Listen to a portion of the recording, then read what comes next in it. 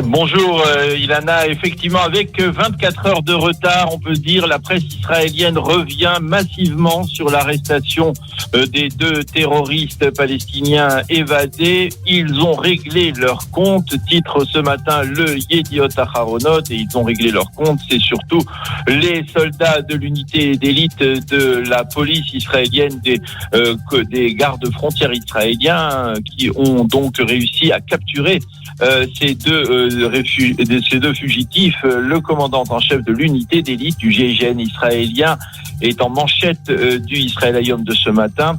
Nous avons agi pour éviter avant tout un attentat en Israël, affirme-t-il, en titre donc dans le Israël Hayom. Les sous-titres des quotidiens israéliens relatent comment les policiers israéliens du GIGN ont repéré la maison où s'étaient réfugiés les deux évadés.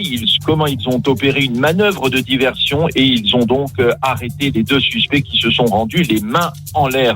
Yossi Yehoshua dans le Yediot Aharonot explique que cette opération a pu être rondement menée grâce à d'excellents services de renseignement israéliens et à une impressionnante manœuvre de coordination entre ces différents services. Alex Fishman, qui est le correspondant militaire du Yediot Aharonot, salue aussi les impressionnantes capacités technologiques du Shin Bet, son excellent réseau d'information à l'intérieur des territoires, écrit ce matin Alex Fishman. Quant à Yoav Limor dans le Israël Hayom, il écrit ce matin que la boucle est bouclée, les 6 évadés sont en prison, mais il précise que le terrain, c'est-à-dire les territoires, restent toujours tendus, voire même explosifs après cette évasion.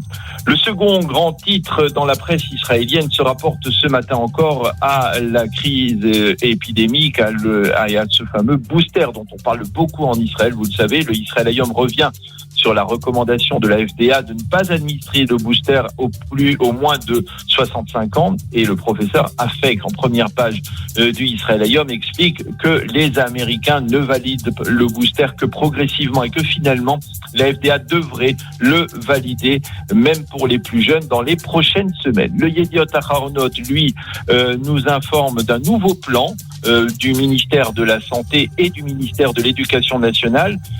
Il s'agit cette fois d'un test PCR qui pourrait être effectué sur les élèves du primaire. Alors, évidemment, d'une certaine manière, certains diront qu'il fallait y penser. Cela permettra à ces élèves du primaire d'être dispensés des tests antigènes et d'obtenir ainsi le fameux passeport vert, un passeport vert qui pour eux deviendrait donc hebdomadaire. Le Ma'ariv, lui, se fait l'écho du mécontentement de certains responsables de la santé publique en Israël envers les caisses d'assurance maladie, les fameuses Kupot Rolim, parce que celles-ci, eh bien, selon eux, ne réalisent pas suffisamment de tests de dépistage.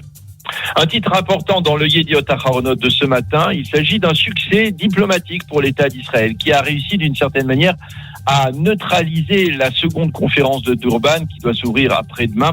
31 pays ont en effet annoncé qu'ils n'enverront pas de délégués à cette conférence, que Yair Lapid, le chef de la diplomatie israélienne, avait qualifié non pas de conférence contre le racisme, mais de conférence de racistes.